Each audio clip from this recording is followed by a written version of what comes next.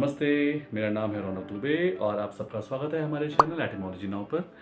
राष्ट्रों के नामों के उद्भव और उनके विकास की श्रृंखला में आज का हमारा शब्द है फारस, यानी कि ईरान। ये जो शब्द है फारस, इसकी उत्पत्ति कैसे हुई, इसकी व्याख्या हम अगर ढूंढने जाएं तो हमें सबसे पहले ऋग्वेद पढ़नी चाहिए, क्योंकि इसका सबसे पहला जो हमें उदाहरण प्राप्त होता है वो ऋग्वेद में ही प्राप्त होता है। ऋग्वेद के अंदर बहुत सारे अध्याय हैं, उसमें से एक अध्याय है जिसके अंदर 10 राजन युद्ध की व्याख्या की गई है, की चर्चा की गई है। ये 10 राजन युद्ध है, इसी को battle of the ten Kings बोलते हैं, और आप चाहें तो उसके बारे में अलग से स्टडी कर सकते हैं।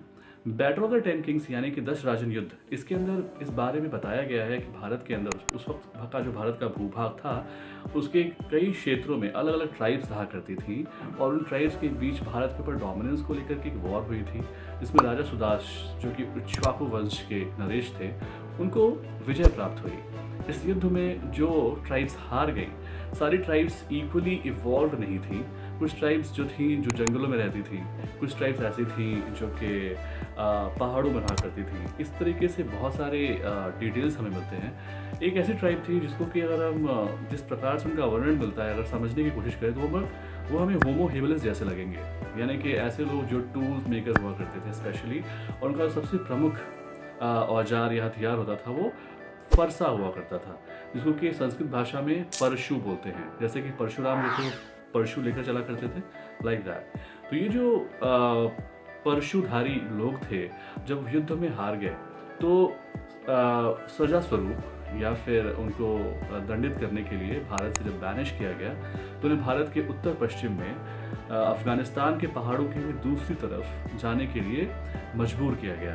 एक ऐसा क्षेत्र जो कि किसी भी प्रकार से उपजाऊ भूमि नहीं थी, और उस समय उपजाऊ भूमि सबसे महत्वपूर्ण मानी जाती थी, और जहाँ पर आप गौवंश के साथ रह सकते हो, तो वहाँ पर ना तो कोई कैटल रियर की जा सकती थी और ना ही कोई उपजाऊ भूमि थी, तो उनको दंड स्वरूप वही भेजा गया। जब इन सभी लोगों को बैनिश किया गया तो उन्होंने जाकर वहाँ पे अपना एक नया कल्चर शुरू किया। इसके बारे में हम अलग से चाहें तो अलग दूसरी वीडियो में डिटेल्स में बात कर सकते हैं, किस प्रकार से अहूर माजदा और ज़ेंदा वेस्ता और ज़ोरास्ट्रियनिज़्म की शुरुआत होती है। हम डेफिनेटली इस बारे में डिस्कस करेंगे किसी और वीडियो में। फिलहाल हम समझने की कोशिश करते हैं कि उस क्षेत्र को हम पर्शिया क्यों कहने लग गए। तो जब ये लोग वहाँ जाकर बस गए, उस क्षेत्र को फिर पार्श्व प्रदेश या पार्श्व प्रदेश कहा जाने लग गया। यह जो पार्श्व प्रदेश था, इसी का अपभ्रंश हमें आगे दिखाई पड़ता है फारस के रूप में। पार्श्व प्रदेश इसलिए क्योंकि वहाँ पे सभी परशुधारी लोग रहते थे। अब ये जो पार्श्व प्रदेश फारस में कन्वर्ट हुआ, तो ये लंबे टाइम तक फारस कहलाया वहाँ के लोकल रीजन्स में। और जो ग्रीक्स थे, उन्होंने जब उनके साथ इंटरैक्ट किया तो उन्होंने इसको पर्शिया लिखा अपने आख्यानों के अंदर, और यही पर्शिया जो है काफ़ी लंबे टाइम तक ये चलता रहा, क्योंकि उनके ऊपर लगातार इन्वेजन्स होती थी, कभी ग्रीक्स की, कभी आर्मेक्स की, कभी मंगोल्स की। ये सारी चीज़ें हमें नज़र आती हैं। आगे चलकर हम देखते हैं कि वहाँ के जो लोकल्स हैं वो खुद को भी वैदिक कल्चर के डिसेंडेंट्स मानते हैं और खुद को आर्यन कहते हैं। वो चाहते हैं कि उनको भी आर्यन ये जो डेजिग्नेशन है इससे पहचान मिले, और इस चीज़ को रशा पहलवी ने आपको 1935 में सामने फर्दर किया और अपनी कंट्री का नाम चेंज किया। जब उसको एक सिक्योर नेशन में कन्वर्ट कर रहे थे वो 21 मार्च 1935 को, वहाँ के जो किंग थे रशा पहलवी, उन्होंने कहा कि अब इस क्षेत्र को पर्शिया या फारस ना बोलकर कृपया ईरान कह के पुकारा जाए। आर्यंस जहाँ रहते हैं वो क्षेत्र ईरान कहलाना चाहिए, और इस तरीके से आज हम उसको ईरान के नाम से पुकारते हैं।